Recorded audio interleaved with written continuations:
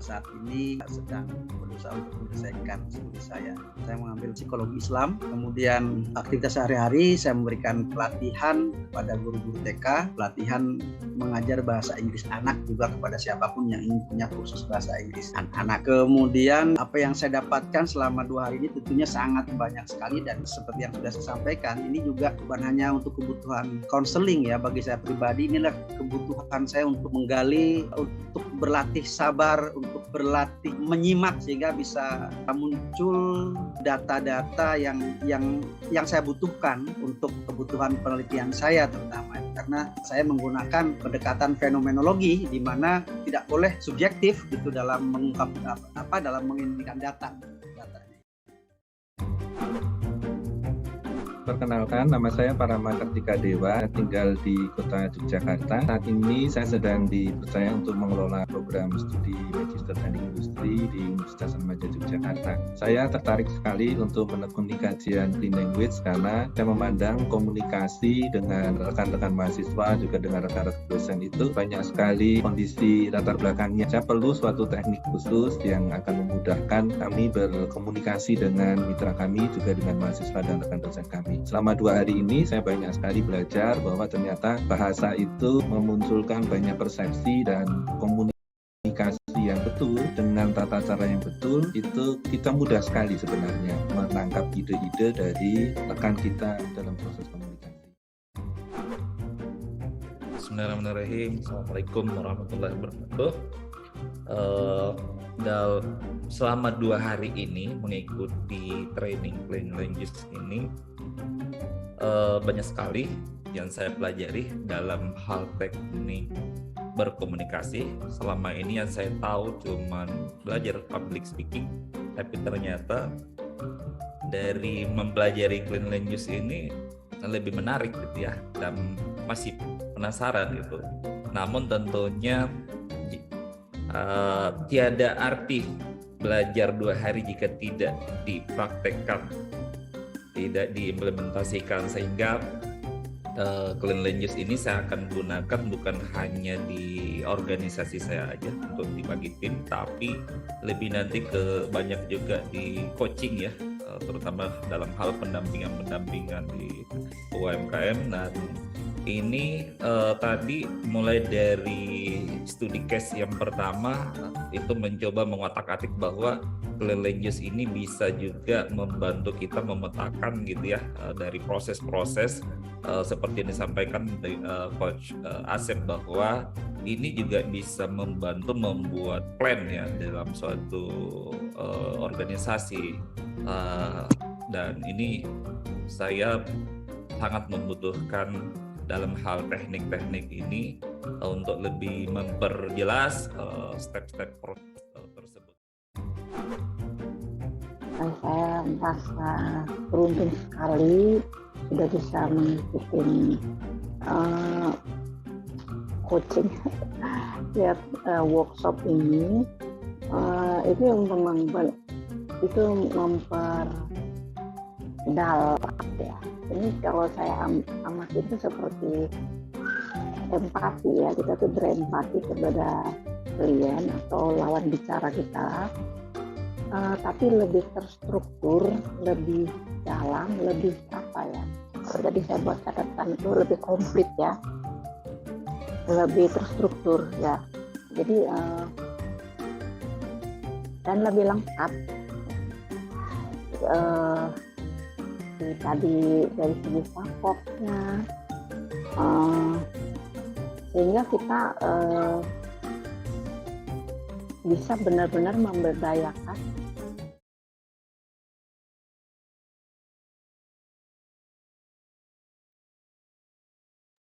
Oke, Assalamualaikum warahmatullahi wabarakatuh. Apa kabar Kang Asep? Waalaikumsalam, kabar baik Pak Kai. Alhamdulillah ini bisa bergabung juga Kang. Sehat Kang? Alhamdulillah. Nah, syukurlah.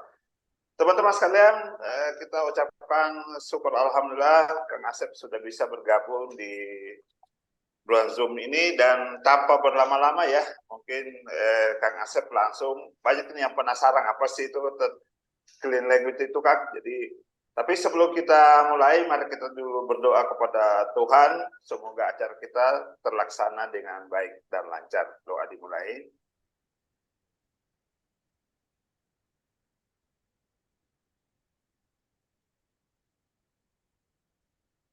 Selesai. Waktu dan kesempatan disilakan Kang Asep. Baik teman-teman, selamat malam. Salam sejahtera bagi kita semuanya. Assalamualaikum warahmatullahi wabarakatuh. Tentunya saja ini adalah hal yang menarik ya ketika kita ingin mendiskusikan tentang clean language. Jadi sederhananya kita menjawab aja lah, singkat aja. Kita ajukan pertanyaan, apa sih clean language gitu ya? Kapan barangkali clean language itu digunakan? Kemudian siapa saja? Pertama adalah siapa penemunya. Kemudian siapa saja yang bisa menggunakan. Berikutnya tentunya saja di mana kita menggunakan itu clean language gitu ya. Kemudian mengapa kita menggunakan clean language, dan pertanyaan tentu adalah kalau seorang profesor akan bertanya bagaimana sih proses clean language itu terjadi. Nah, jadi yang pertama clean language itu ada menarik juga ya, dari istilahnya kan ada clean dan decade language. Nah, itu banyak teman yang langsung bertanya apakah clean language itu lawannya dari dirty language. Nah, saya tanya dirty language itu apa? Itu misalnya kata-kata yang ada kaitannya dengan kloset, kata-kata yang ada kaitannya dengan kebun binatang gitu ya. Nggak ada kaitannya ya. Jadi clean language itu nggak ada kaitannya dengan kata-kata kotor, nggak ada. Clean language itu adalah, di situ ada istilah clean yang artinya bersih. Nah, pengertian bersih di sini adalah bersih dari campur tangan, bersih dari ikut campur, bersih dari pandangan, opini, pendapat dari kita yang menyimak pembicaraan klien. Jadi kalau misalnya seorang klien mengatakan misalnya saya kesal. Nah, kalau kita mengatakan mengulang kembali kalimat klien dengan Anda sebal, walaupun kesal dan sebal itu barangkali di dalam nuansa yang deketan, tetapi kita sudah tidak menggunakan kata-kata klien. Nah, kita mengubah kata klien menggunakan kata lain yang kita pikir adalah sama atau serupa. Nah, ketika kita menggunakan kalimat seperti itu berarti kita sudah tidak clean. Jadi kalau clean adalah kita berusaha menggunakan kalimat klien, kata klien, pola ekspresi klien adalah tetap. Nah, ketika kita mengubah, entah dalam rangka memperhalusnya, entah dalam rangka membuatnya lebih pantas didengar, layak didengar, menurut kita gitu ya, karena kita punya opini tertentu bahwa kata-kata itu tidak pantas, tidak layak, maka di situ kita sudah tidak lagi clean. Nah, jadi tantangannya saya rasa di dalam clean language itu adalah bagaimana orang-orang itu berusaha tetap clean ya, itu yang tantangan paling sulit saya rasa. Nah, jadi nah kenapa nih clean itu penting gitu? Karena seringkali tanpa disadari kita seringkali sebagai kawan bicara dari orang lain pun seringkali kita menggunakan cara berpikir kita, cara pandang kita, ya, kemudian wawasan kita, opini kita tentang sesuatu. Nah, sehingga kadangkala kita memberikan penilaian bahwa sesuatu itu layak, tidak layak, pantas, tidak pantas, boleh, tidak boleh.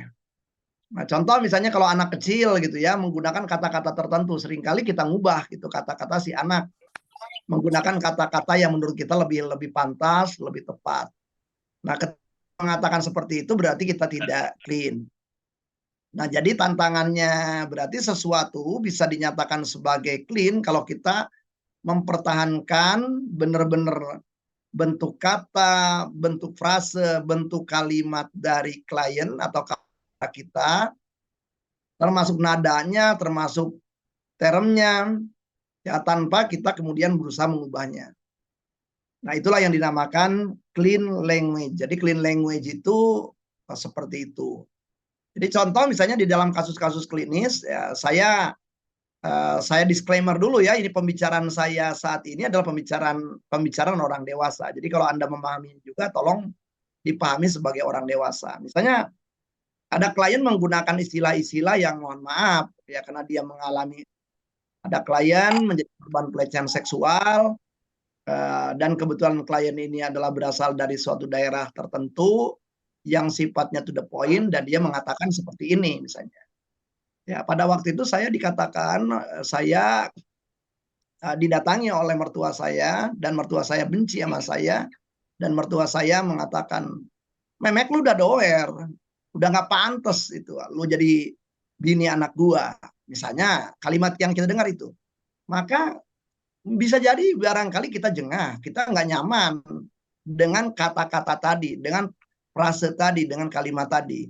Sehingga kita mengubah kata yang tadi tidak pantas, tidak layak, dengan kata lain. Misalnya, oh mertua Anda mengatakan bahwa katakan saja vagina Anda sudah rusak. Nah, itu udah beda. Itu sudah tidak clean di situ.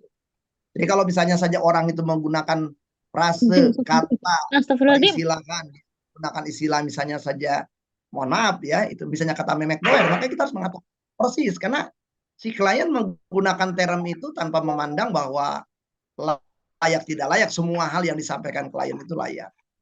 Nah, jadi bagaimana kita kemudian tidak terpengaruh, tidak terprovokasi gitu ya, oleh kata-kata, ucapan, frase, pilihan kata, pilihan istilah klien, tanpa kita berusaha menghakiminya, tanpa kita berusaha mengubahnya, tanpa kita berusaha kemudian melakukan memperbaiki itu yang menurut kita lebih pantas. Nah, jadi benar-benar adalah membolehkan klien benar-benar real apa adanya gitu ya, tanpa kita hakimi dengan pantas atau tidak pantas. Nah, sehingga peristilahan klien, penggunaan bahasa klien, penggunaan frasa klien tetap kita gunakan tanpa kita mengubahnya. Nah, karena itulah itu digunakan dengan istilah clean ya. Jadi clean language itu karena kita menggunakan seluruh peristilahan klien, seluruh kata-kata klien, termasuk juga gerak-geriknya juga. Nantinya juga kalau gerak-gerik itu mau kita tiru pun adalah arah yang dia tunjuk pun kita mengikuti arah perseptual klien. Nah, itu pertanyaan apa itu clean language gitu ya. Nah, siapa nih boleh dikatakan penemu gitu ya? Ya, orang yang penemu itu kan berarti clean language udah ada dari dulu juga gitu ya. Yang dinamakan penemunya tuh David John Grove ya. David John Grove itu adalah orang dengan suku bangsa Maori, berarti dari Selandia Baru. Dia adalah seorang yang awalnya adalah tertarik pada dunia sains ya. Kemudian di tengah perjalanan dia tertarik dalam tema-tema terapi. Nah, kemudian dia belajar gitu dan terpengaruh antara lain oleh Virginia Satir, terpengaruh juga oleh NLP pada waktu pertama kali NLP itu sedang dalam masa pembentukan gitu ya. Dan juga terpengaruh juga oleh Milton Erickson. Nah, dari terpengaruh itu kemudian dia mengembangkan sendiri gitu. Nah, otomatis ada perbedaan barangkali bagi dia parroting itu jauh relatif lebih penting ketimbang paraphrasing. Paraphrasing itu seringkali diartikan adalah ketika klien berbicara banyak, kita kemudian merangkum kalimat klien yang panjang itu dengan kata-kata kita. Nah, kalau di dalam clean language itu, ketika kita merangkum pun tetap kita harus mempertahankan pola kata, pilihan kata, frase yang dipilih oleh klien. Kira-kira demikian. Nah, karena itu kemampuan listening saya rasa adalah menjadi kemampuan penting. Nah, jadi John Grove ya. Jadi David John Grove itu membuat clean language itu dalam rangka apa?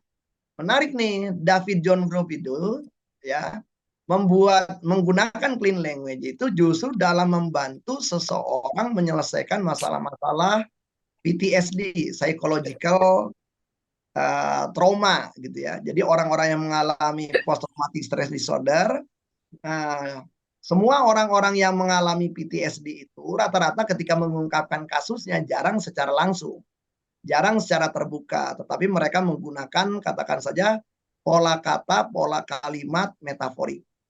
Nah, jadi yang diutak-atiknya itu adalah tidak misalnya saja tema langsungnya. Jadi kalau ada orang misalnya trauma karena mengalami pemerkosaan, nah dia tidak ngutak-ngatik itu kisahnya, kisah realnya, tetapi orang yang tadi korban itu diperkosa, misalnya saja umumnya korban-korban PTSD dari pengalaman saya memang seringkali melakukan metafora. Hidup saya pada waktu itu misalnya saja seperti seekor tikus kecil yang terjebak di dalam jebakan yang terbuat dari baja dengan kemudian juga per yang sangat kuat. Dulu saya pernah dapat tuh klien mengatakan begitu. Nah, berarti dia melakukannya metafora. Nah, metafora itu kalau di dalam clean language nggak perlu metafora itu menjadi dirilkan. Yang kita perlu lakukan adalah metafora itu dimanfaatkan, metafora itu dijadikan pintu masuk, dan kemudian metafora itulah diajukan sejumlah pertanyaan-pertanyaan berkaitan dengan clean language. Sehingga kalau metaforanya terurai, metaforanya yang tadinya problem jadi metafora yang solution, pembicaraan-pembicaraan di dalam metaforanya itu clear, maka traumanya pun selesai juga. Nah, jadi kalau kita melihat karya-karya dari David Grove gitu ya, kita baca-baca karya David Grove itu, maka ditunjukkan betul gitu bagaimana tema-tema PTSD itu bisa diselesaikan gitu, klien itu bisa diselesaikan hanya dengan mengajukan pertanyaan-pertanyaan clean language terhadap metafora klien. Kira-kira begitu. Nah, jadi itu menjadi menarik saya rasa ketika kita bicara clean language. Nah, itu berarti siapanya tadi ya. Nah, kemudian kapannya berarti ya David Grove itu kan saya rasa juga dikenal di era 90-an ya, 80-an akhir lah ya. Ya sampai dia juga meninggal masih di sebelum ini ya, di tahun masih di tahun 80-an juga ya. Nah, jadi dia udah meninggal dunia. Nah, jadi karyanya itu adalah clean language. Nah, kemudian mengapa kita perlu menggunakan clean language? Nah, tentunya saja kembali kalau kita ingin bahwa ide itu datangnya dari klien, benar-benar menggunakan sumber daya klien, benar-benar menggunakan resources klien, tanpa benar-benar ikut campur kita, tanpa benar-benar kita mempengaruhi klien, tanpa kita kemudian mencampuri pandangan klien dengan opini-opini kita, maka otomatis pendekatan clean language ini perlu digunakan. Jadi misalnya saja saya ingin nih, nggak jadi bagi siapapun.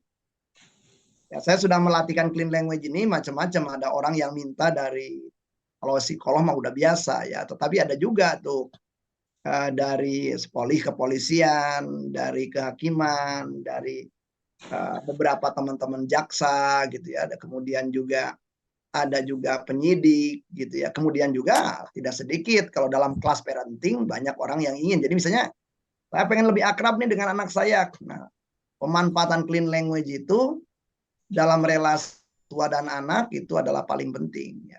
Sehingga kita benar-benar tidak terjebak ke dalam penghakiman, tidak terjebak ke dalam menyatakan baik dan buruk. Benar-benar kita memanfaatkan resources dalam diri klien. Nah, kemudian ya jadi kapan ya sangat tergantung. Kalau misalnya saja dalam situasi Anda yang memang mempunyai cukup waktu, tidak sifatnya darurat gitu ya. Kemudian juga benar-benar Anda ingin memanfaatkan hanya klien, memanfaatkan resources klien, ya berarti pendekatan itu bisa digunakan. Nah, tetapi kalau Anda darurat, misalnya ada kebakaran gitu di ruangan gitu ya, nah, kalau Anda misalnya memandu gitu orang-orang yang ada di situ menggunakan clean language, ya cari perkara namanya. Nah, di kondisi darurat tentunya kebutuhannya berbeda. Nah, kemudian juga Mengapa saya rasa tadi jelasan alasannya. Nah, bagaimana? Ya bagaimananya berarti tadi ada beberapa keterampilan dasar yang perlu dimiliki kalau kita pengen menggunakan clean language. Apa aja tuh, gitu kan? Ya keterampilan paling jelas adalah keterampilan menyimak. Ya, menyimak itu kan banyak keterampilannya, dari mulai bagaimana Anda hadir utuh dan penuh, ya, attending. Bagaimana kemudian kemampuan Anda nantinya menangkap kata, menangkap frase, menangkap kalimat, bahkan termasuk menangkap nada, sehingga ketika Anda mengulang kembali kata, kalimat, frase klien bisa sesuai dengan nada dan gerak-geriknya. Nah, termasuk juga kemampuan melakukan pengamatan terhadap seluruh hal yang dilakukan oleh klien pada waktu berbicara. Berikutnya juga tentunya saja keterampilan yang perlu dilatih di dalam clean language adalah berarti menyimak, mengungkapkan kembali, dan mengajukan pertanyaan-pertanyaan clean. Jadi ada paling tidak 12 pertanyaan clean language, ya, yang pertanyaan-pertanyaan itu akan pertama adalah berkaitan dengan ada nanti yang dikatakan sebagai sebuah bentuk, ada sebuah lokasi, ya, kemudian juga ada yang sifatnya juga adalah kita bisa mengatakannya adalah sebagai pertanyaan-pertanyaan proses nanti. Nah, jadi 12 seragam pertanyaan itu di dalam workshop menggunakan Zoom selama 2 hari itu kita latih. Jadi ini kalau kegiatan clean language yang akan dilaksanakan oleh lembaga LPPKI ini adalah ini yang ketiga kali. Jadi sudah ada beberapa peserta-peserta yang pernah mengikuti kegiatan ini sebelumnya. Kira-kira begitu. Kalau secara singkatnya tentang clean language itu apa. Nah, lalu clean language ini dimanfaatkan jadi apa ya? Terbanyak sih ya kalau selain dalam dunia psikologi, gitu ya. Paling banyak dimanfaatkan di dalam dunia konseling dan cukup banyak juga dimanfaatkan dalam dunia coaching. Sehingga ada istilah clean coaching, yaitu. Saya rasa teman-teman bisa cari sejumlah buku-bukunya yang berkaitan dengan clean coaching itu. Nah, jadi ini adalah memberikan warna saya rasa di dalam kegiatan-kegiatan profesional coaching pendekatan clean language. Demikian pakai sebagai pengantar. Berikutnya saya rasa bolehlah kita langsung saja kepada tanya dan jawab. Silakan. Siap-siap Kang. Ini sudah ada yang masuk nih pertanyaan. Apakah saya boleh mengikuti kalau saya bukan dari psikolog?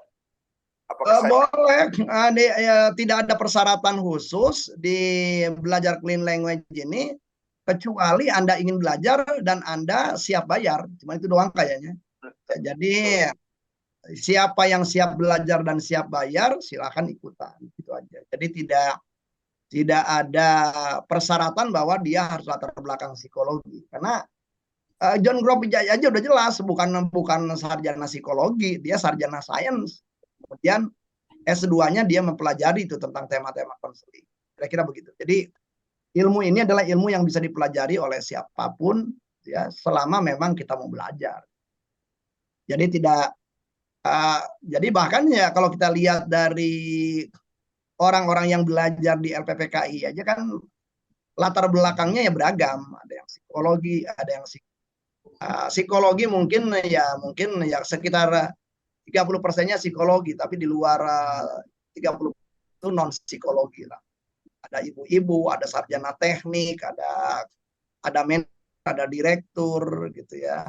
Ada dokter hewan, Kang. Ada dokter hewan, gitu ya kan, gitu ya. Jadi nggak ada masalah gitu selama ingin menggunakan itu dalam rangka meningkatkan kompetensi komunikasi kita.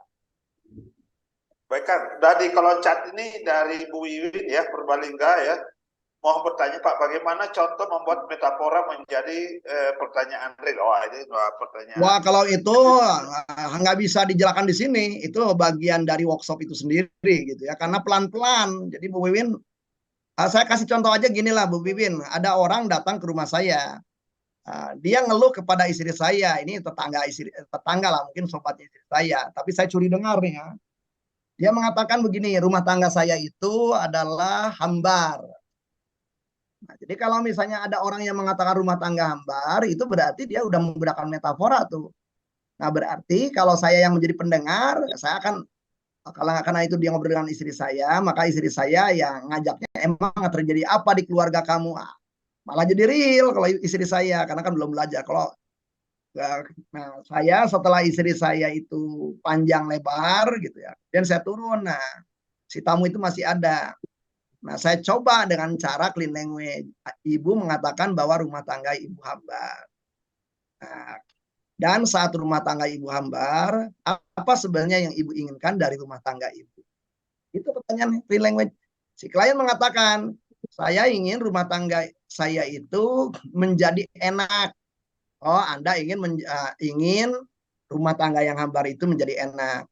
Sementara rumah tangga Anda saat ini hambar, dan Anda ingin rumah tangga Anda enak, apa saja yang perlu Anda lakukan dalam rangka dari hambar supaya membuat rumah tangga itu menjadi enak. Kata dia, oh rumah tangga saya itu perlu menggunakan bumbu yang tepat. Rumah tangga Anda perlu menggunakan bumbu yang tepat. Ada lagi selain perlu bumbu yang tepat, dia katakan juga, oh memprosesnya pun harus benar. Selain bumbu yang tepat dan prosesnya benar, ada lagi, kira-kira gitu. Itu adalah beberapa contoh mengajukan pertanyaan. Jadi saya tidak ngutak-ngatik tuh apakah dia terjadi pertengkaran, enggak. Saya hanya benar-benar memanfaatkan dari kata hambar tadi. Nah, dan ujung-ujungnya tetap metafora gitu. Oh, saya akan melakukan ini dalam rangka tepat, saya akan melakukan A, B, C, dalam rangka proses yang tepat, saya melakukan D, E, F. Langkah-langkahnya gitu. Nah, jadi setelah ujung-ujungnya tuh, Anda akan melakukan langkah tadi tuh, dalam rangka bumbu yang tepat, 1, 2, 3, A, B, C. Dalam rangka proses yang tepat, D, E, F. Apakah dengan A, B, C, D, F itu memastikan rumah tangga Anda menjadi enak? Kata dia, ya.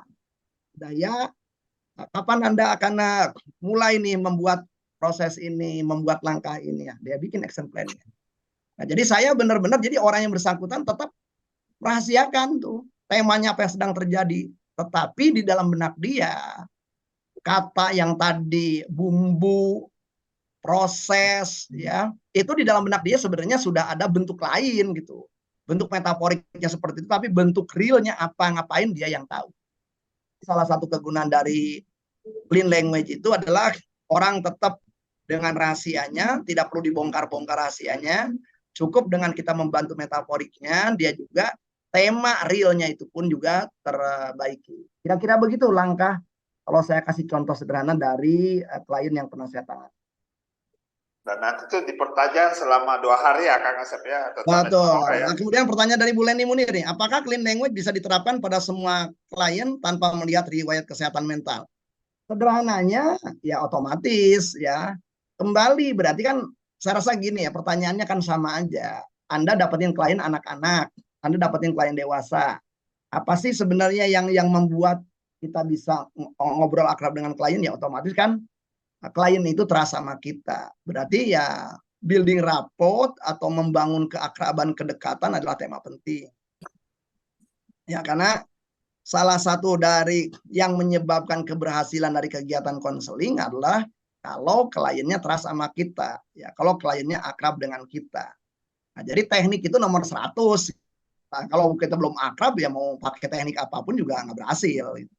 Nah, jadi riwayat kesehatan mental selama orang itu otomatis gini ya, orang-orang yang datang di dalam tema-tema trauma itu, PTSD itu kan udah jelas riwayat kesehatan mentalnya juga berat.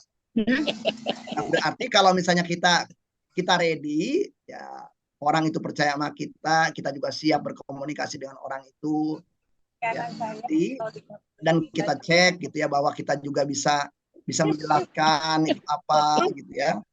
Maka dengan demikian itu bisa kita atasi. Kira-kira demikian.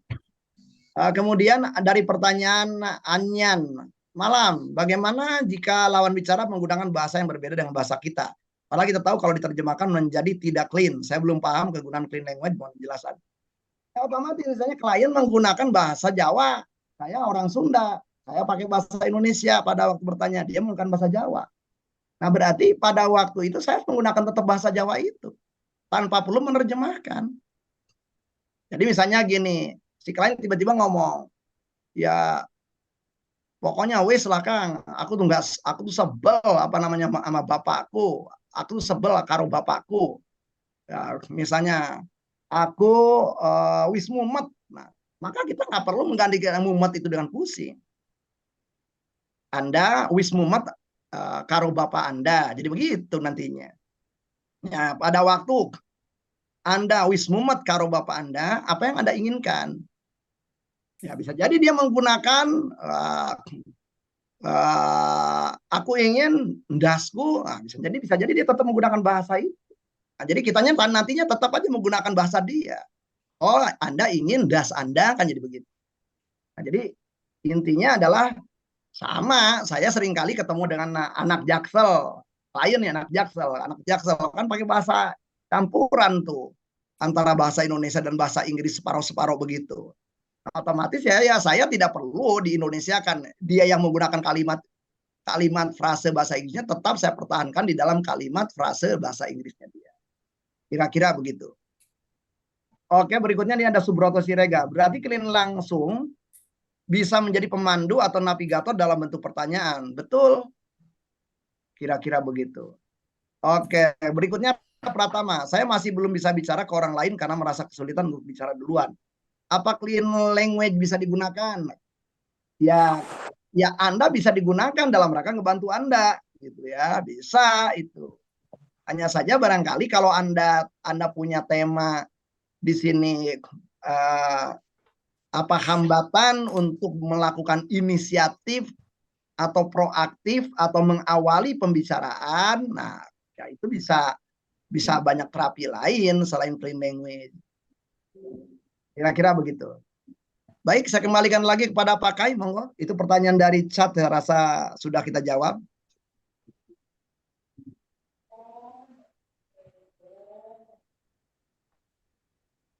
Oke, silakan. Kalau ada teman-teman yang ingin mengajukan, monggo ya, bisa langsung juga buka mic ya, monggo. Oke, ini. Baik, Kang, pertanyaan selanjutnya. Nah, ini pertanyaan dari Bu Wiwin lagi. Bagaimana cara menggunakan clean language kepada anak supaya tidak terjebak pada sikap menghakimi? Simple. Pertama, pada Anda dengan anak Anda, ya, sulit kalau Anda udah terlibat secara emosi, gitu. Nah, berarti Anda sendiri memandang anak juga harus sebagai kawan bicara, bukan dia sebagai anak Anda. Nah, kalau udah dia anak saya, harus ngikutin saya, ya sulit. Kalau udah kayak gitu, otomatis akan menghakimi. Nah, berarti dalam clean language itu kan nadanya pun netral, tidak ada tendensi apa-apa, tidak ada tendensi kita merasa bahwa kita orang tua, dia anak. Nah, berarti benar-benar harus netral dulu tuh. Kalau belum netral ya sulit gitu ya. Kita kecenderungannya kan akan tadi tuh, akan menghakimi, akan menyalahkan, akan menganggap dia kanak-kanak gitu. Nah, di dalam language ya nggak begitu. Jadi misalnya nih, saya kasih contoh nih, contoh anak kecil nih. Kayak ada anak kecil, katakanlah dia cucu saya ya, saya jadi cucu nih anaknya ponakan saya. Nah, dia bilang pada saya kan nyebutnya Aki, Aki, ini gambar ini jelek. Itu kan persepsi anak. Saya, gambar ini jelek, jeleknya seperti apa? Kan gitu nanya. Tapi kalau misalnya kita itu kebetulan gambar yang kita buat kita gitu ya, wah gambar kakeknya dikatakan jelek, gimana tuh bisa jelek ya? Itu lagi nggak clean lagi karena saya di situ udah marah kan, udah ada emosi. Nah, kalau clean berarti kita akan ngegali dari apa yang ada di dalam benak anak. Oh, gambar ini jelek, jeleknya itu seperti apa? Kan kira-kira begitu. Di anak itu ngatakan, oh jeleknya nih karena garisnya gini, garis gini. Selain garisnya gini, apalagi? Oh ini warnanya nggak cocok, selain garisnya gini-gini dan warnanya nggak cocok, apalagi? Terus, nah si anak akan ngerasa nyaman karena sebenarnya dia didengar, buktinya didengar, kita mengeksplorasi pernyataan yang dia sampaikan. Nah, jadi Saya ngelihat orang tua yang rata-rata diakrabi anak adalah orang tua yang mau ngelihat dari sudut pandang anak. Oke. Dari Duin Anugrah ini, izin bertanya Kang, dari penjelasan Asep sepertinya CL efektif dipakai pada konseling person center terapi yang intinya mengembangkan tema pada klien. Bagaimana untuk klien yang memang butuh untuk direct dan sering merespon pertanyaan kita dengan jawaban tidak tahu, ya begitulah mohon saran.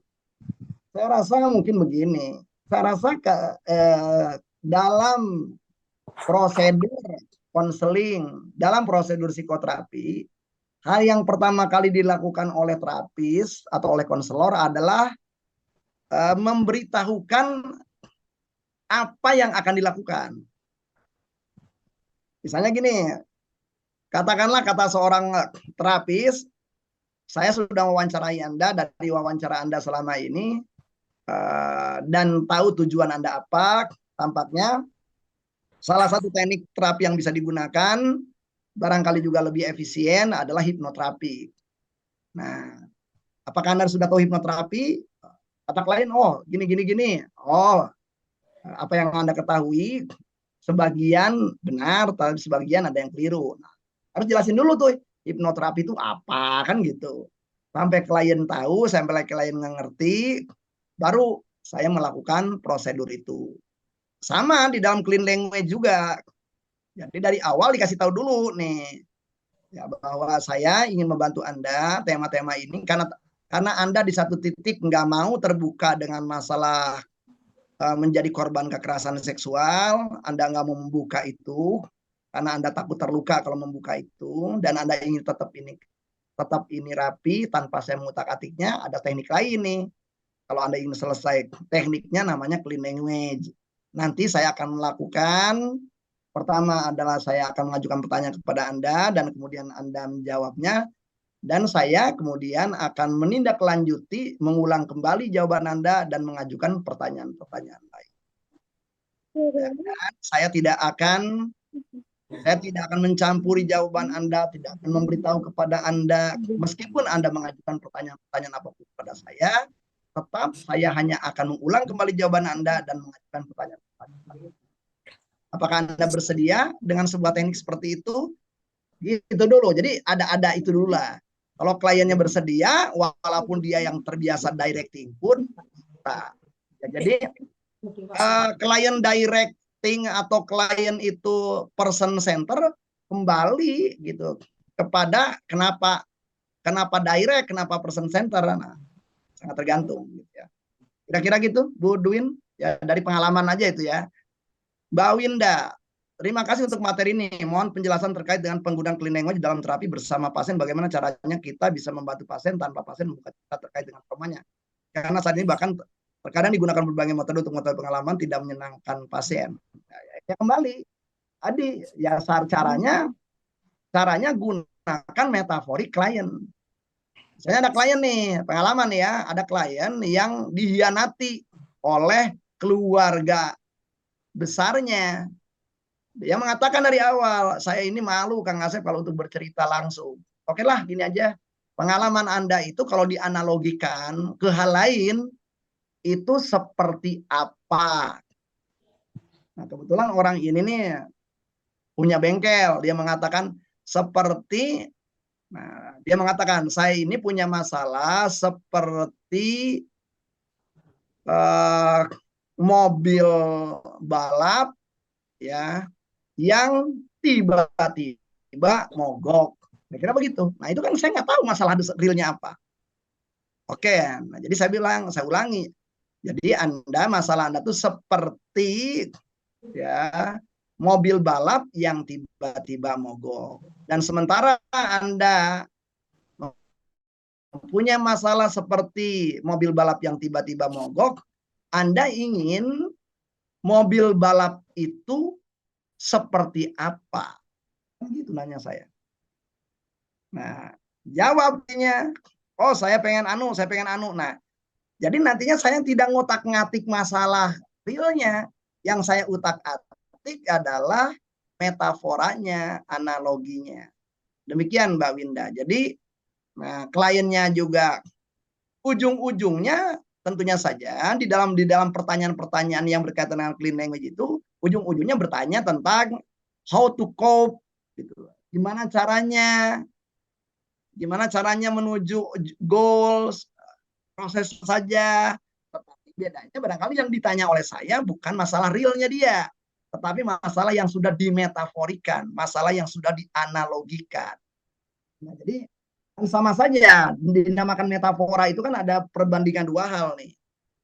Ini real, ya ini analoginya kan gitu ya. Jadi ketika orang nggak mau dikutak-atik di sekitar sini, yang diutak-atiknya yang di sebelah kanannya. Kira-kira demikian.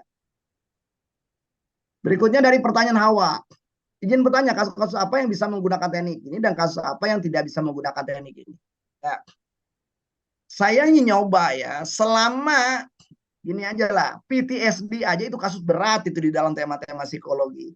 Kasus berat aja selama kliennya bersedia bisa. Apalagi kasus-kasus yang di bawah PTSD. Nah, yang kedua, berarti ya, tadi kasus apapun walaupun PTSD, kalau kliennya nggak mau menggunakan teknik itu ya nggak bisa juga dipakai. Jadi intinya adalah berarti kesiapan klien mau menggunakan metode itu. Nah, berarti yang kalau kasus di mana klien butuhnya adalah langsung arahan, nggak cocok pakai clean language. Misalnya gini nih, ada klien tahu saya itu mantan direktur HR di multinational company. Nah, berarti si klien tahu bahwa saya itu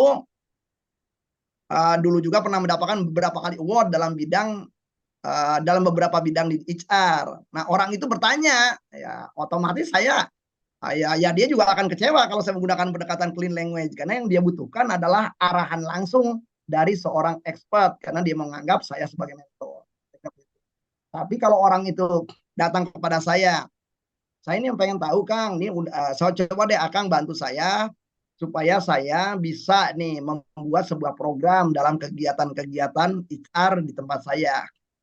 Nah, tetapi saya ingin di coach sama Akang ya, otomatis pendekatan clean language saya pilih di sini. Nah, kira-kira berarti sangat tergantung beda tujuan klien, beda teknik yang kita pakai. Nah, jadi kalau kita bicara teknik apapun selain clean language tentunya adalah pertama sangat tergantung tipikal kliennya maunya yang mana.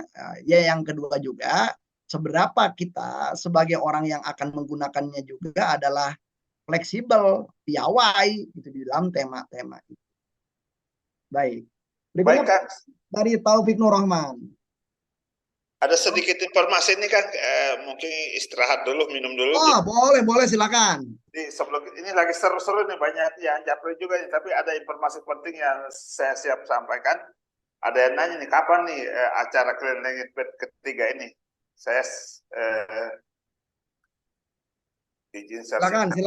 Baik, jadi teman-teman sekalian, jadi ini adalah workshop yang ketiga kalinya ya, insya Allah nanti kami adakan bersama dengan Kang Asep ya di tanggal 23 dan 24 September nanti secara online dari jam 8 pagi sampai jam 5 ya, dan ini sangat padat materinya. Sudah diterangkan tadi apa saja manfaat-manfaat dari clean language. Jadi nanti ini ya tanggal 23 ya dan sampai 24 September 2023. Baik. Nah, fasilitas teman-teman yang bisa dapatkan dari pelatihan ini adalah semua materi diserahkan ya Kang Asep ya.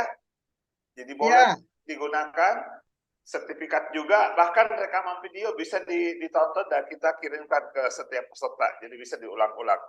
Seperti itu. Sangat menarik dan sudah disampaikan tadi manfaat-manfaat, benefit-benefit dari clean language ini dari Kang Asep, bagaimana kita bisa mengeksplorasi ide dan gagasan dari seseorang, kemudian kemampuan menyimak, kemampuan bertanya. Saya mau tanya nih ke teman-teman, apakah sangat berminat untuk ikut kelas clean language ini? Silakan ya, chat di ini ada, boleh mengatakan mau ya. Nanti ada spesial ya benefit yang akan Anda dapatkan. Baik, ini adalah manfaat-manfaat yang Anda dapatkan, banyak sekali ya. Jadi sudah disampaikan tadi oleh Kang Asep, manfaat-manfaat yang luar biasa Anda dapatkan setelah mengikuti kelas clean language ini. Nah, menariknya teman-teman bahwa semua manfaat ini hanya dengan investasi ini 3 juta Kang Asep, udah naik nih. Waduh. 2 hari ini kita investasinya 3 juta ya, tapi mohon bersabar ya. Jadi untuk malam ini ada kejutan buat teman-teman sekalian. Jadi 3 jutanya kita coret. Kira-kira ideanya dikasih harga berapa nih Kang Asep selama 2 hari ini? Wah, saya sih nggak paham nih pakai masalah harga nih. Teman-teman banyak ini yang respon. Jadi kita kasih harga 50% Kang Asep. Jadi cukup membayar 1,5 juta ya selama 2 hari ini. Dan lebih menarik lagi untuk 20 orang yang tercepat malam ini, kita kasih harga yang sangat spesial ya. Yang mau take action malam ini kita kasih cashback hanya 1 juta Kang Asep untuk 20 orang. Kelas dibatasi ya Kang ya, maksimal berapa nih Kang Asep? Ya maksimal 30 lah Kang. Nah, jadi sudah beberapa yang bayar ya, ada Pak Nanang, ada beberapa teman yang sudah bayar. Jadi teman-teman kalau take action malam ini kita kasih harga 1 juta ya. Jadi Anda sudah bisa mengikuti kelas ini di tanggal 23 dan 24 September 2023 selama 2 hari, dan kita kasih fasilitas dari PPT-nya, kemudian rekamannya. Begitu Kang Asep, silakan teman-teman japri ya atau chat ke kami, ada nomor kontak di sini, dan ini kelasnya hanya dibatasi hanya 30. Jadi siapa yang cepat dia yang akan bisa ikut kelas ini. Begitu Kang Asep. Terima kasih. Dan yang ada lagi informasi berikutnya, ada book yang akan kita kasihkan ini Kang Asep, yang pertama dan kedua tidak mendapatkan, dan sekarang saya kasih book yang langka ini ya tentang clean language. Jadi sangat menarik. Dan kelas yang terdekat ini adalah di tanggal 2 dan 3 September Kang Asep. Udah mau sold out ini, jadi tinggal 5 peserta ya, 8 peserta lagi kita tutup pendaftarannya nih Kang. Tentang terapi ya. Oke ya. Baik. Jadi Virginia Satir ini adalah salah satu orang yang menginspirasi dari David Groove. Nah, kita jawab lagi pakai ya pertanyaan ini. Ada pertanyaan dari Pak Taufik ya. Jadi pertanyaan dari Pak Taufik Nur Roman, terima kasih. Saya Taufik dari Magelang, izin bertanya, bagaimana menggunakan clean language saat menasihati siswa yang sering melanggar peraturan? Misalnya menggunakan HP untuk mengakses medsos atau game selama jam pelajaran. Oke. Nah, jadi ini saya akan jawab tanpa pakai clean language dulu nih ya. Saya akan jawab pakai ilmu umum aja. Jadi ada yang namanya disiplin restoratif, ada disiplin retributif ya. Nah, persoalannya di sekolah kebanyakan menggunakan pendekatan disiplin retributif dengan cara misalnya menghukum anak yang dipandang melanggar.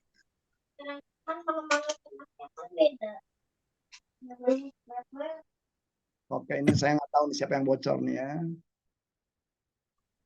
Nah, oke. Nah, jadi kembali nih, anak melakukan pelanggaran. Pelanggaran itu kata siapa? Kata si guru. Berarti jam pelajaran. Nah, pertanyaannya kenapa harus katakanlah ya. Nah, berarti nih pada waktu game selama pembelajaran dan anak medsos atau game. Nah, itu ada sebuah aturan yang sebenarnya bisa dibuat bersama gitu di dalam kelas. Jadi tantangannya adalah bagaimana guru membuat aturan bersama di dalam kelas supaya kelas itu menarik. Dan aturan itu bisa dibuat menggunakan clean language. Nah, jadi kita bisa mengatakan misalnya dari awal gitu ya bahwa supaya kelas ini nyaman, nah, maka diperlukan ada ABC. Nah, supaya terjadi ABC, apa saja usulan-usulan kalian? Nah, jadi datangnya nanti handphonenya ditaruh dulu, tidak menggunakan handphone pada waktu pembelajaran. Ide-ide itu bisa datang dari siswa. Nah, jadi penggunaan pertanyaan-pertanyaan dan listening seperti itu bisa digunakan. Jadi saya pernah menggunakannya tuh di beberapa sekolah, nyontoin aja kepada guru-guru bahwa aturan itu ya nggak perlu datang dari guru. Guru itu cuma menyampaikan aja tujuan akhirnya apa. Nah, proses menuju tujuan akhir itu yang menjadi didiskusikan oleh siswa. Jadi yang pertama itu saya rasa. Jadi pelanggaran itu seringkali terjadi karena tadi Yang pertama, aturan pun tidak jelas. Yang kedua, ya barangkali juga kelas juga tidak menarik, ya sehingga anak lebih baik main handphone atau menggunakan medsos. Nah, dan menarik juga di situ kan berarti ada penggunaan medsos. Nah, di kelas menggunakan media sosial, saya lebih ngelihat ya kenapa tidak handphone itu dimanfaatkan dalam pembelajaran. Jadi bisa juga digunakan dalam pembelajaran sehingga alih-alih mereka menggunakan medsos, menggunakan handphone, gadget itu dalam rangka bermedsos ria gitu ya, dia justru bisa dipakai itu dalam rangka pembelajaran. Nah, itu dulu. Nah, kalau toh Anda sebagai wali kelas nih atau Anda sebagai siswa perlu gitu melakukan bimbingan terhadap siswa yang dalam tanda petik melanggar peraturan ini, ya berarti mohon maaf, tadi perlu dilihat dulu tadi tuh secara globalnya aksi reaksi dari tema-tema melanggar peraturan itu apa. Kemudian Anda mau menggunakan pendekatan apa? Pendekatan retributif atau pendekatan restoratif. Jadi penting adalah bagaimana anak berperilaku yang benar, berperilaku yang tepat pada waktu di kelas. Nah, berarti mau tidak mau itu berarti responnya yang perlu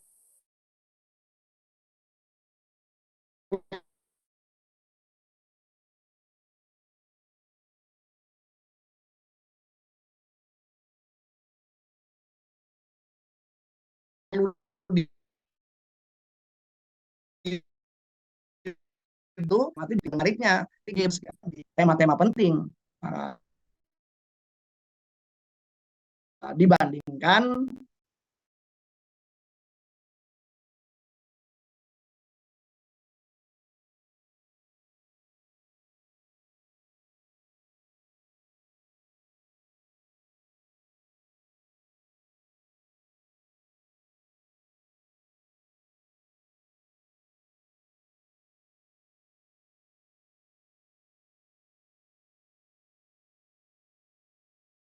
Recording in progress. Dari Anda. Kita perlu melakukan bilik rapot dengan orang itu. Si anak yang tadi itu harus ngerasa nyaman dulu dengan Anda. Sehingga dia bisa diajak bicara, dia menganggap Anda sebagai kawan bicara, bukan Anda sebagai orang yang akan menghukum dia. Nah, jadi agak sangat sulit lah tema-tema tadi kalau misalnya anak clean language di situ, karena di dalam clean language itu adalah rasa trust, rasa percaya orang itu kepada kita sebagai kawan bicara perlu ada sebagai prasyaratnya. Tetapi bersalahkan. Apalagi kalau tujuan kita datang kepada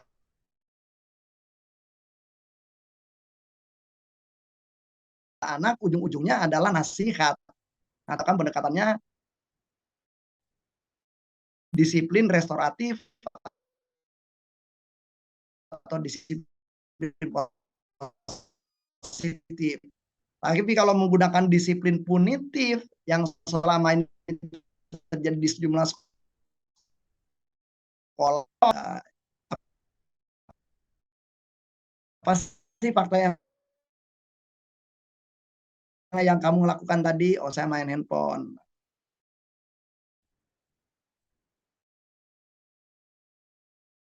Oke, kamu main handphone. Dari situ bisa apa saja efek-efeknya.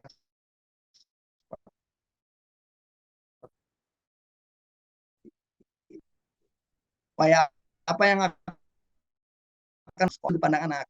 Nah, langkah-langkah apa saja yang bisa itu kira-kira pendekatannya. Jadi hukumannya bukan datang dari kita. Kalau di dalam disiplin restoratif punitif itu kan hukumannya datang dari kita.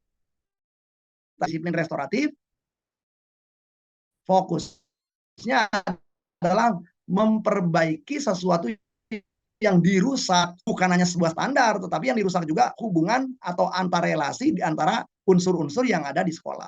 Demikian Pak Taufik. Terima kasih Kang Asep. Berikutnya Teh Winda. Jadi hatur nuhun Kang. Saya senang mendapatkan wacana baru terutama untuk penata laksana pasien yang memang tidak mencerita masalah secara real. Banyak cara orang-orang yang nggak mau bercerita. Kalau saya mah kadang-kadang kalau kamu nggak mau bercerita nggak apa-apa. Coba deh kamu buat dalam bentuk gambar gitu ya, dalam bentuk gambar yang gambar itu merupakan analogi dari cerita kamu. Orang itu diminta menceritakan gambar. Ujung-ujungnya awalnya dia menceritakan gambar yang nggak ada kaitannya dengan kasus. Lama-kelamaan kemudian karena dia percaya sama kita, ujung-ujungnya keluar bercerita dengan kasus. Jadi Teh Winda, banyak orang yang bisa jadi sama sahabatnya adalah terbuka habis, tapi ketika datang kepada konselor bisa jadi seakan-akan menjadi orang yang sulit bicara. Nah, jadi tema itu seringkali lebih ke masalah tema keakraban saja. Nah, karena itu kadangkala kenapa misalnya kita membuat, bisa saja kita kasih kertas, kasih spidol, diminta dia membuat aktivitas gitu ya, aktivitas metaforik aja. Coba kalau misalnya masalah yang kamu alami ini bisa jadi malu untuk diceritakan. Coba deh kamu buat gambar apa terserah kamu, tetapi gambar itu analogi gitu ya dari kasus yang kamu alami. Nah, nantinya kita setelah dia gambar, pada waktu dia ngegambar itu kan sebenarnya orang yang bersangkutan berusaha mengubah kode aja, itu kode dari masalah real ke kode masalah analogi. Nah, artinya kalau orang itu udah mampu mengungkapkan secara analogi, peluang dia untuk mudah untuk bercerita gampang. Lalu setelah itu ngapain? Tanya tentang gambar. Ini gambar apa? Ini warnanya kenapa seperti ini ya? Tanya awalnya dari hal-hal yang gak ada kaitannya gitu. Lama-kelamaan semakin dia trust kepada Anda, bisa saja dia tiba-tiba beralih meninggalkan bercerita tentang gambar tapi bercerita tentang kasus. Jadi bisa-bisa demikian, itu sih lebih ke teknik saja saya rasa. Baik. Teman-teman, kalau ada yang mau langsung bertanya ke Kang Asep, silakan ya, raise hand ya. Kita masih ada waktu sebelum saya bacakan pertanyaan yang masuk ke saya, Kang. Oke. Saya berikan kesempatan, silakan teman-teman langsung berdialog sama Kang Asep. Ada yang nanya nih Kang, apa beda clean language dengan conversational hypnotherapy gitu? Apa bedanya clean language dengan conversational hypnotherapy? Conversational hypnotherapy. Oh, beda lah ya. Beda. Conversational hypnotherapy jelas dari awal sugesti datang dari kita. Berarti tidak clean sebenarnya kalau hipnoterapi itu walau bagaimanapun. Karena si hipnoterapisnya sudah menyiapkan sugesti-sugesti dalam pembicaraan, dalam diskusi. Nah, berarti sumber sugestinya pun datangnya dari si hipnoterapisnya. Sementara di dalam clean language, kalau toh ada mau Anda katakan sebagai sugesti, seluruh sugesti-sugesti itu datang dari kliennya itu sendiri. Nah, memang di dalam kanan terjadi pengulangan kata, mengajukan pertanyaan-pertanyaan yang membuat trends in, trends out gitu ya. Maka memang secara proses ada beberapa ciri-ciri hipnosis, ada pendekatan-pendekatan hipnosis di dalam clean language. Tetapi kalau terjadi perubahan pada diri klien itu ya sugestinya berasal dari kalimat-kalimat yang muncul dari klien itu sendiri, dari resources klien itu sendiri. Demikian, jadi perbedaannya. Jadi ada beberapa unsur hipnosis di dalam clean language, tetapi bedanya dengan hipnoterapi sugesti datangnya adalah kalimat-kalimat sugesti itu datangnya dari terapis gitu. Tapi kalau mau dikatakan di dalam clean language itu kalimat-kalimat sugesti itu datangnya dari diri klien itu sendiri. Demikian. Baik Kang, di kolom chat Kang, untuk klien yang trauma setelah dibully dan diancam cenderung sulit memulai pembicaraan dan berpikir seperti ngepres ya. Itu bagaimana penerapan clean language itu Kang? Ya saya rasa jawaban saya persis seperti tadi Ya. tadi kepada Bu Winda ya. Ya jadi temanya itu bukan di teknik Pak kalau kayak gitu. Bukan di teknik pertanyaan itu. Jadi jawabannya adalah di bagaimana Anda membangun keakraban dengan klien yang sedang mengalami trauma. Itu aja. Jadi jangan langsung ke teknik kalau pertanyaan Anda. Pertanyaan Anda itu kan itu nge-freeze itu saja bukti bahwa orang ini masih mengalami ya tanda-tanda stres gitu. Jelas tuh. Jadi reaksi itu kan bisa fight ya, ngelawan, bisa flight kabur atau bisa membeku gitu, freeze. Nah, berarti ini orang masih dalam tahapan itu. Nah, dia berarti otomatis pendekatan-pendekatan yang Anda lakukan perlu pendekatan-pendekatan lain dulu nih. Bagaimana dari nge-freeze itu supaya bisa menjadi relatif terbuka. Nah, orang nge-freeze itu kalau kita belajar tentang trauma itu berarti sangat mungkin pada saat itu dia mengalami retraumatisasi. Nah, sangat mungkin dia pada saat itu mengalami namanya intrusi.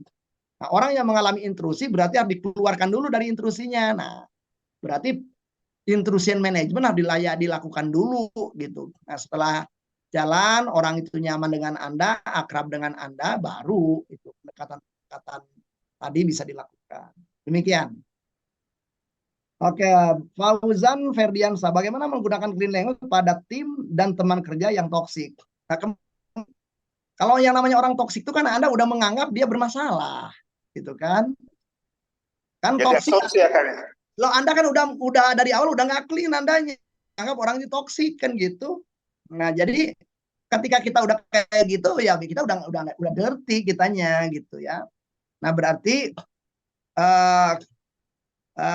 di dalam tema-tema seperti itu saya rasa problemnya adalah ketika kita udah ngejudge orang, udah mengkategorikan orang sebagai toksik tidak toksik gitu ya, udah sulit lah udah kayak gitu. Artinya sikap Anda terhadap orang itu pun udah menjadi hambatan tersendiri supaya Anda bisa benar-benar menggunakan clean language.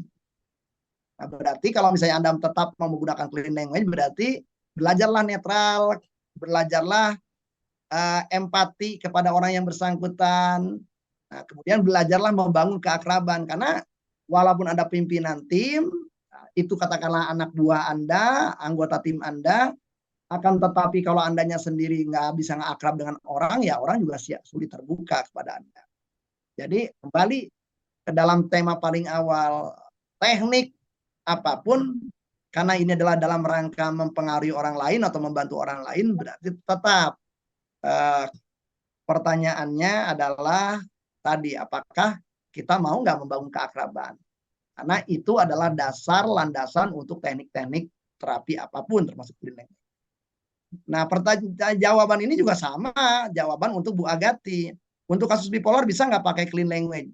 Pertanyaan bisa tidak, itu bipolar itu kan ya, diagnostik. Bipolar itu diagnostik. Orang ada di polar kiri atau polar kanan, ada polar manis, ada polar depresif gitu ya. Nah, saya pernah nangani beberapa klien bipolar. Nah, dengan clean language itu digunakan, akhirnya dia tahu gitu apa yang perlu dia lakukan ketika tubuhnya itu sendiri memberikan tanda akan ke polar manis. Apa yang perlu dia lakukan kalau dia udah tahu bahwa dari sensasi di tubuhnya polarnya akan mengarah kepada yang depresi. Nah, sehingga yang tadinya dia dikuasai oleh gejala bipolar, sekarang dia bisa manage bipolarnya. Kira-kira begitu. Jadi kembali, kok bisa? Ya jawabannya kembali lagi tadi. Berarti akrab dulu, orang itu percaya sama kita, orang itu yakin sama kita, maka teknik-teknik apapun saya rasa bisa kita ekspor. Termasuk clean language. Demikian. Baik teman-teman, silakan kalau ada yang mau bertanya langsung kita berikan kesempatan ya. Waktu tinggal 12 menit lagi, silakan dimanfaatkan dengan sebaik-baiknya. Dan saya mengingatkan kembali bahwa insya Allah tanggal 23 dan 24 workshop online clean language akan kita adakan selama 2 hari dan dibimbing langsung oleh Kang Asep Harul Ghani, dan ini banyak praktek. Demikian, dan ini adalah yang ketiga kalinya. Nih ada yang nanya nih, sebenarnya sudah ini ya Kang ya, udah diterangkan bahwa kalau saya hanya lulusan SMA, apakah saya mampu mengikuti kelas ini? Selama ini yang ikutan kelas kita itu kebanyakan justru bukan sarjana ya, gitu. Kalau saya amatin, bukan sarjana gitu. Tanya nih Pak. Ya karena bukan sarjana ya bisa saja gitu, selama dia mau belajar, selama aktif menjadi peserta gitu ya. Aktif ya, kalau pasif doang nggak ngerti diem ya susah.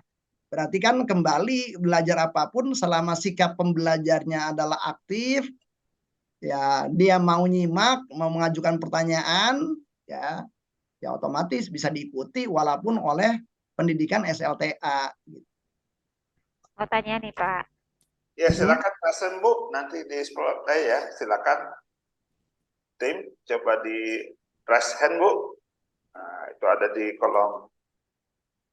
Dibuka kameranya kalau misalkan memungkinkan. Silakan Bu. Oke, ini mau tanya Pak, ini. Misalnya ya dalam satu di sekolahan. Ibu tolong perkenalkan dulu Bu, nama Ibu siapa Wiwin, gitu. Pak Wiwin. Soalnya nggak ada wajahnya, jadi kita bingung nih. Dari mana Bu Win? Dari Purbalingga. Oh Purbalingga. Ya, silakan Bu Win. Ini kan tanya ya Pak, ini misalnya dalam satu sekolah, terutama anak-anak yang sudah remaja itu kan banyak yang sudah mengakses video porno yang ada di internet. Akhirnya dampaknya itu di kelas itu yang mereka lakukan itu agak mengarah ke hal-hal yang porno. Seperti kayak gimana itu Bu? Saya akan menggunakan pertanyaan clean language ya. Anak-anak di kelas mengarah melakukan sesuatu yang porno. Di kelas mengarah melakukan sesuatu yang porno itu seperti apa Bu? Bukan gini Pak. Mungkin saya salah. Gini, beberapa anak perempuan itu pernah datang ke gurunya. Bu, kami nggak betah di kelas. Kenapa? Itu sikap laki-laki kurang nyaman. Contohnya kurang nyaman tuh bagaimana? Misalnya ada yang maju, terus ada yang memakai baju agak sedikit ketat, terus anak laki-laki yang melihat itu memberi kode ke yang lain, terus akhirnya diketawain seperti itu. Akhirnya mereka yang perempuan tidak merasa bebas di dalam bertindak karena kalau ada tindakan atau kelihatan apa sedikit aja anak laki-lakinya itu bereaksi ke arah yang kurang nyaman terhadap perempuan. Nah, terus bimbingan apa yang harus saya lakukan di dalam kelas itu, Pak? Sebentar, pertanyaan saya, Ibu jadi guru apa dulu nih? Guru BK. Guru BK. Apakah ketika Ibu di dalam kelas atau ada guru lain ketika di dalam kelas memergoki itu? Ya, itu anak yang cerita ke saya, Pak, kedatang ke saya. Iya, maksud saya kan guru itu kan ada melakukan kayak gitu kan di pelajaran tertentu ketika ada guru atau ketika tidak ada guru. Ketika tidak ada guru. Nah, ketika tidak ada guru kan konteksnya clear. Nah, berarti kalau itu siswa di sebuah kelas yang lebih bertanggung jawab itu guru atau wali kelas. Misalnya itu pada saat istirahat, Pak. Iya, tolong dijawab dulu pertanyaan saya. Berdasarkan Permendikbud, saya punya Permendikbudnya soalnya nih. Saya punya petunjuk teknisnya. Petunjuk teknis kebimbingan konselingan itu kalau tema-tema seperti itu sebenarnya adalah tema paling awal adalah wali kelas, bukan guru BK. Oh iya. Pertanyaan saya, apakah wali kelasnya itu tahu nggak tema itu? Apakah wali kelasnya pernah nggak melakukan pembinaan? Bagaimana bersikap kepada teman satu kelas, kepada lawan jenis, sehingga tidak terjadi mengarah kepada tindak ya pidana kekerasan seksual. Kan itu sedang galak-galaknya itu karena undang-undangnya kan tahun 2022 itu. Iya. Jadi kalau menurut saya tema-tema seperti itu jangan diambil sebagai tema pribadi gitu. Harusnya temanya adalah massal. Karena itu terjadinya bisa jadi di seluruh kelas. Jadi program seperti itu perlu membuat program bimbingan konseling yang sifatnya massal.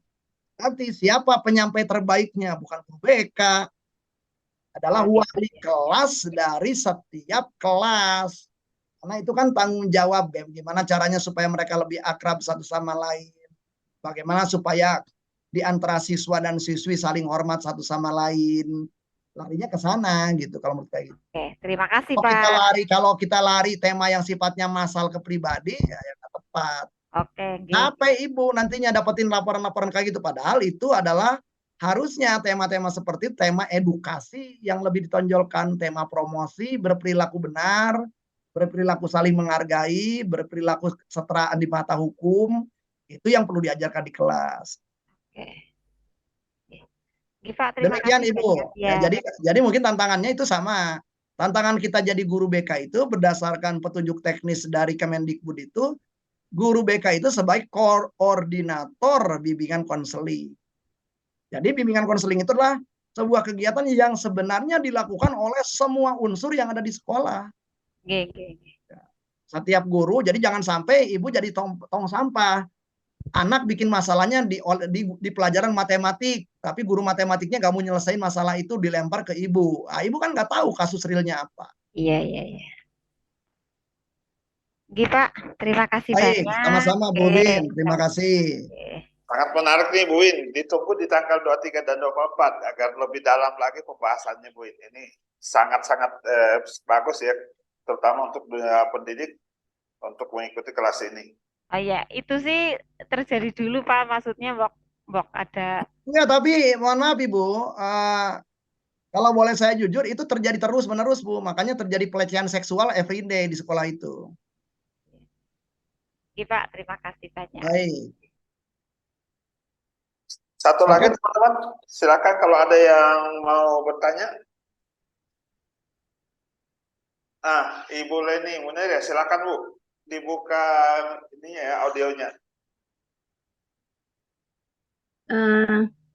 Kalau untuk clean language ini kan artinya kita sebisa mungkin menjaga jarak ya, mendapat agar klien itu mencari solusi berdasarkan sumber daya dia sendiri gitu, resource dia, berdasarkan yang ada di dalam diri dia.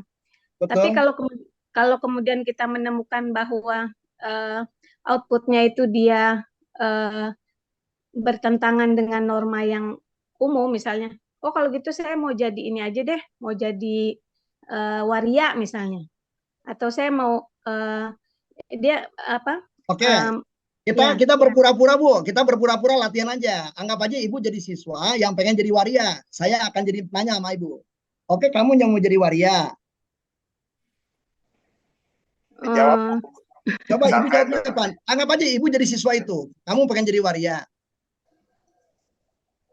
Kan saya belum ngomong apa-apa kok, Bapak udah. Enggak, kan barusan Ibu udah mengatakan, andai katakan ada orang yang pengen jadi waria, makanya sekarang pura-pura nih kita nih. Enggak, maksud saya gini Pak, jadi sebelumnya tuh kan dia galau, terus begitu dia belum ngeluarin bahwa dia ingin jadi waria gitu, tapi dia galau, saya bingung, misalnya saya laki-laki tapi kok saya sukanya begini gini. Nah, ujung-ujungnya dia outputnya itu setelah itu dia saya pengennya begini sih, akhirnya dia memutuskan seperti itu gitu Pak. Iya, itu asumsi atau udah realnya dia ngomong begitu? Asumsi, kalau misalnya terjadi ya nggak boleh ada asumsi di kita, orang galau ya belum tentu. Enggak, bukan, maksudnya nanti kalau kita menemukan situasi seperti itu gitu. Iya, makanya kan itu asumsi Ibu. Ibu kan udah punya kekhawatiran orang itu akan menjawab itu. Kalau toh orang itu menjawab itu pun nyantai aja. Jadi ketika nyantai itu begini, makanya saya ngajak bermain peran sama Ibu. Anggap aja Ibu jadi seorang anak yang mengatakan saya pengen jadi waria nih. Anggap aja kalimat itu muncul. Saya tetap atau clean language bisa dipakai. Oh, Anda ingin jadi waria. Kalau Anda jadi waria, apa saja yang akan terjadi pada diri Anda ketika Anda memilih jadi waria? Dijawab, Bu. Jadi ini hanya latihan peran. Jadi ini latihan berperan aja Boleh nih. diulang? Ya, oke, boleh diulang Pak pertanyaannya. Oke, kamu mau jadi waria ya. Nah, iya kayaknya asik deh kalau jadi oke, waria. ketika lucu. kamu jadi waria, apa saja yang akan terjadi pada diri kamu ketika kamu jadi waria? Aku pasti jadi pusat perhatian orang. Selain jadi pusat perhatian orang, apalagi yang akan kamu alami? Ya, mungkin diketawain orang juga ya. Diketawain orang. Selain diperhatian orang, diketawain orang, apalagi yang akan kamu alami? Bisa ngetop. Nah, selain ngetop, perhatian orang, diketawain orang, apalagi yang akan kamu alami? Orang tua saya marah kali ya kalau tahu. Orang tua Anda marah kalau tahu. Nah, selain ngetop, jadi perhatian orang, diketawain, orang tua marah, kalau mereka tahu, apalagi yang akan kamu alami? Saya cuma nanya-nanya begitu nantinya. Dan ujung-ujungnya kan ada jawaban-jawaban tadi. Ada yang dimarahin orang, dimusuhin orang, macam-macam tadi. Nah, itu nanti akan saya tanya lagi. Nah, kamu nih ngetop ini. Di sisi lain, menjadi waria itu kamu akan dimarahin orang tua, akan dimusuhin orang, akan ini. Nah, di antara kamu jadi ngetop, terkenal, dan dimusuhi dan ini, apa yang akan kamu lakukan? Sementara kamu tahu pada saat jadi waria itu akan A dan akan B. Jadi begitu. Nah, nantinya, kenapa Bu? Saya cuek aja, yang penting kan saya happy. Enggak, ya bukan orang yang udah ngambil keputusan. Dari pengalaman saya, bahkan ada orang yang pengen bunuh diri pun jadi nggak bunuh diri menggunakan clean language. Orang pengen bunuh diri lewat telepon, pengen bunuh diri, orang tuanya telepon ke saya pakai clean language itu, berhenti bunuh dirinya. Problemnya di kita adalah tadi, kita udah melakukan judgment. Judgment itu yang membuat orang kemudian ngerasa ngelawan kita. Jadi banyak klien-klien itu karena di judgment, karena dihakimi, maka dia ngebuktiin ke kita bahwa gua nggak sama dengan lu. Itu persoalannya. Ada anak, tadinya sama orang tuanya udah dilarang untuk ngikutin pesta yang akan mengarah kepada hilangnya keperawanan di tanggal 14 Februari. Ya. Nah, datang ke rumah saya, orang tuanya udah pakai nasihat, saya enggak, saya pakai tanya clean language aja. Emang yang namanya Valentine itu siapa sih? Ya, dia jawab. Apa yang akan kamu lakukan pada saat Valentine? Oh, saya akan pacaran sama pacar saya. Setelah kamu pacaran sama pacar kamu, apa saja yang akan terjadi? Nah, dia bilang, oh mungkin pacar saya akan nyium saya, mungkin pacar saya akan melakukan koitus terhadap saya. Dan kalau terjadi koitus, apalagi lagi yang akan terjadi pada kamu? Oh, saya akan hamil, saya ini. Dan kalau hamil, apa yang akan terjadi pada diri kamu? Mungkin saya akan dikeluarkan dari sekolah, mungkin saya akan dikeluarkan. Berikutnya, nah sementara kamu tahu bahwa kamu akan hamil, akan ini, berikutnya apa yang kamu putuskan saat ini untuk diri kamu? Dia, oh saya kayaknya nggak siap hamil, saya juga nggak siap dikeluarin sekolah, saya juga nggak siap iniin terus, ya kayaknya saya lebih baik apa tidak ikut. Orang ujung-ujungnya ada tema resiko di situ, ada tema manajemen resiko. Ketika dia nggak mampu mengatasi resikonya, dia akan menyetop itu. Nah bedanya kalau menasihati itu kan pikiran resiko itu datangnya dari kita, dari orang tua. Tapi di dalam clean language itu pikiran resiko itu harus muncul dari benak anak. Demikian Ibu. Nah, masalahnya orang tua nggak punya kesabaran untuk ngobrol sepanjang itu aja. Karena kita senangnya itu langsung ngasih tahu, nanti resikonya begini. Padahal resiko itu pun sebenarnya udah ada di dalam benak anak. Cuman tadi data-datanya tidak berkaitan satu sama lain. Dengan clean language itu, semua informasi atau data-data yang diketahui anak itu dihubung-hubungkan dengan sejumlah pertanyaan-pertanyaan clean language tadi. Sehingga dia tahu nih, oh ini banyak resikonya nih kalau kayak gini. Demikian Ibu. Jadi basis kita percaya bahwa orang itu bisa mencari solusi dari dirinya sendiri adalah bahwa pada akhirnya dia akan menimbang resiko gitu ya Pak. Yang pertama, asumsi paling dasar dia manusia sama seperti kita, itu aja dulu. Semua manusia itu punya resources, asumsi dasarnya itu. Nah, jadi semua manusia punya resources, semua manusia punya kekuatan. Tugas kita adalah sabar, ya sabar mengajukan pertanyaan sampai seluruh resources-nya itu dimunculkan oleh bersangkutan. Jadi di dalam clean language itu tantangannya adalah kesabaran menunggu orang memunculkan jawaban. Itu barangkali akan sangat sulit kalau kitanya udah gregetan dari awal, nggak sabaran, pengennya kemudian jawabannya dari kita. Nah problemnya kalau datangnya jawaban dari kita, solusi datangnya dari kita, kembali di dalam psikoterapi udah jelas tuh. Banyak saran-saran dari psikoterapis gagal dilaksanakan oleh yang bersangkutan karena nggak gue banget. Nah berarti kalau clean language karena informasinya datang dari dia, resourcesnya datang dari dia, nggak ada alasan sebenarnya orang yang bersangkutan nggak bisa melakukannya. Karena seluruh ide, seluruh pertimbangan, seluruh resiko, seluruh resources dalam rangka solusi datangnya dari diri yang bersangkutan. Sehingga kalau kita bicara engagement gitu ya, keterikatan seseorang untuk menjalankan lebih tinggi gitu menggunakan pendekatan clean language. Demikian Ibu. Nah, jadi kira-kira seperti itu. Nah ini ada pertanyaan, mudah-mudahan cukup Bu ya. Sama-sama Bu. Kemudian dari Wening Priyapsari, berarti clean language mirip dengan power of question ya Pak? Karena saya tidak tahu apa yang Anda maksudkan dengan power of question.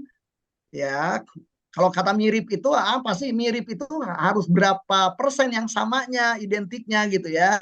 Yang jelas di dalam clean language itu diajukan questioning gitu. Cuman questioningnya gitu ya, otomatis di situ ada the power of questioning. Tetapi questioning toh tanpa ada listening yang baik, ya tanpa juga menggunakan pertanyaan-pertanyaan clean, ya nggak akan bisa tuh. Gitu. Di dalam beberapa hal ada kemiripan bisa jadi ya, tetapi saya rasa mirip tidak sama dengan sama persis. Demikian Bu Oni. Siti, konsep clean language itu bagaimana diterapkan pada anak usia dini yang masih butuh bimbingan ya Pak? Ya kembali ya anak usia dini umur berapa? Selama anak itu udah bisa bicara berarti kembali Anda pengen berkomunikasi dengan anak umur 3 tahun ya berarti pola bahasa kita pun harus menggunakan pola bahasa umur 3 tahun. Sehingga bisa dipahami oleh anak. Berarti kecepatan kita bicara, pilihan kata, pilihan satu katanya berapa suku kata, itu ada kompetensi-kompetensi dasar di area berkomunikasi. Nah jadi dari pengalaman sih bisa dilakukan ya. Saya di rumah kadang-kadang kan ada tamu bawa anaknya masih umur 3 tahun, anaknya ngeluh, bisa itu. Selama tadi kitanya yang harus luas menyesuaikan dengan gaya bahasa anak. Nah di dalam clean language itu memang itu tujuannya. Demikian ya. Jadi problemnya tuh bisa nggak bisa dipakai untuk anak? Kembali, bisa nggak Anda luas sehingga Anda bisa berkomunikasi dengan seorang anak? Sama aja. Bisa nggak dipakai untuk orang yang kebetulan mempunyai katakanlah orangnya kemampuan konsentrasi rendah, ya kembali bisa nggak Anda luas berbicara dengan orang yang konsentrasinya rendah? Mana bolak-balik kira-kira kayak gitu. Intinya selama kita mau luas melakukan penyesuaian dengan klien, ya tentunya semua pendekatan tidak hanya clean language pun bisa digunakan. Demikian Bu Siti. Baik teman-teman, apa masih ada yang mau bertanya atau kita cukupkan Kang Asep? Nah, ini ada pertanyaan dari Emil, pertanyaan terakhir, silakan Pak Emil, mangga. Saya nggak tahu nih karena belum melihat wajahnya, jadi saya duga Pak aja ya. Iya, betul. Ya, makasih. Ini salah ternyata perempuan ya, silakan. Ya. Ya, jadi kebanyakan itu kalau pasien ditanya itu lebih banyak entah karena mungkin latar belakang pendidikannya, entah karena kasusnya yang agak berat. Jadi lebih banyak ketika ditanya itu malah diam gitu, seolah-olah dia nggak tahu jawabannya gitu kan. Enggak, kalau itu kembali ke bela jawaban saya. Kebanyakan para konselor itu menganggap bahwa senjata pertamanya itu bertanya. Enggak, bukan bertanya senjata pertama kita. Senjata pertama kita tuh akrab, dekat. Anda kadang-kadang banyak kita bertanya itu orangnya belum merasa akrab, orangnya malah jadi terancam gara-gara pertanyaan kita. Jadi tantangan dalam konseling itu bukan mengajukan pertanyaan kalau menurut saya. Bagaimana membangun keakraban sampai orang itu ngerasa kita sama dia sama gitu. Sampai dia ngerasa trust sama kita. Jadi kalau misalnya pakai pendekatan gestalt terapi itu Anda ketemu dengan klien itu ibarat mengupas bawang dengan ada 5 kulit itu. Nah, bisa jadi klien yang Anda temui ditanya diam itu masih kulit paling luar. Namanya adalah pony layer. Pony itu adalah nah itu berarti ya butuh keakraban kalau di situ, bukan mengajukan pertanyaan, justru bentuk pendekatan lain sehingga orang itu ini. Nah, karena itu kalau di dalam kegiatan konseling ya sangat tergantung kasusnya. Nggak bisa kita langsung kayaknya ini satu sesi, belum tentu. Satu sesi orang itu nggak akrab, 5 sesi nggak akrab, ya Anda nggak bisa ngajukan pertanyaan. Nah, jadi tantangannya bagaimana membangun keakraban sehingga lapisan pony layernya terbuka, lapisan fobik, ada kekhawatiran, ketakutan kalau dia bercerita terbuka itu lepas sampai ke impasse layer lah. Mana impasse layer itu adalah ketika klien ngerasa aku butuh ditolong dan aku nggak mau peduli lagi apakah ini memalukan atau enggak, pokoknya aku mau cerita. Nah, Anda tuh boleh wawancara, boleh nanya tuh kalau klien udah di fase itu. Belum di fase itu, temanya bukan di questioning, temanya adalah building rapport. Nah, jadi bukan salah klien, artinya gini, semua klien melalui proses-proses itu. Nah, karena itu kalau misalnya saya menjadi guru BK di sekolah, peluang anak itu diem kalau punya anak, apalagi anak-anak bermasalah, pasti diem gitu. Karena ada, apalagi dipanggil ke ruang BK, ya udah jelas. Gitu. Akan beda pendekatannya kalau misalnya kita membangun keakraban. Saya tahu nih anak itu katakanlah suka ada aktivitas tertentu, saya datang ke aktivitas dia, melakukan di situ dan ngobrolnya juga dengan bahasa yang nyantai gitu. Lain ceritanya. Jadi kembali kalau menurut saya di situ lebih ke seni. Seninya adalah bukan di ngajuin pertanyaannya. Jadi bukan salah klien gitu. Tetapi kitanya yang nggak tahu nih bahwa klien belum ready untuk terbuka pada ya. Jadi hasil akhirnya itu bukan tanggung jawab dari si konselor ya Pak ya. Jadi kalau dia tahu dapat insight dari dirinya sendiri itu dia harus melakukan ini, tapi pada akhirnya setelah itu dia tidak melakukan apa yang dikatakan, itu bukan tujuan akhir kita ya. Gitu ya, Kang, ya. Nah, gini ya kembali sangat tergantung. Misalnya klien datang kepada saya kan sangat tergantung. Pada waktu awal saya tanya apa tujuan dari Anda datang kepada saya. Kan ada, saya pengen ngobrol doang, saya catat itu. Oh, Anda ingin ngobrol doang. Kalau boleh tahu ingin ngobrol doang itu seperti apa? Ya sekedar ngobrol Pak. Nggak ada solusi pun nggak apa-apa. Yang paling penting ngobrol. Boleh tahu ngobrol yang Anda inginkan seperti apa? Saya kejar terus. Ketika saya dapat indikator yang dia inginkan, maka tugas saya adalah melayani klien untuk mencapai indikatornya. Gitu. Jadi banyak klien datang kepada saya, 30 tahun saya sebagai psikolog, mungkin 55% klien datang kepada saya hanya sekedar untuk ngobrol saja, gitu. Tanpa ada keluar solusi, tapi klien puas. Gitu. Nah, ya kembali, puasnya kenapa? Karena kliennya memang tidak cari solusi kok, kliennya carinya adalah orang yang diajak ngobrol di tema-tema sensitif. Gitu. Ya udah saya layani aja itu.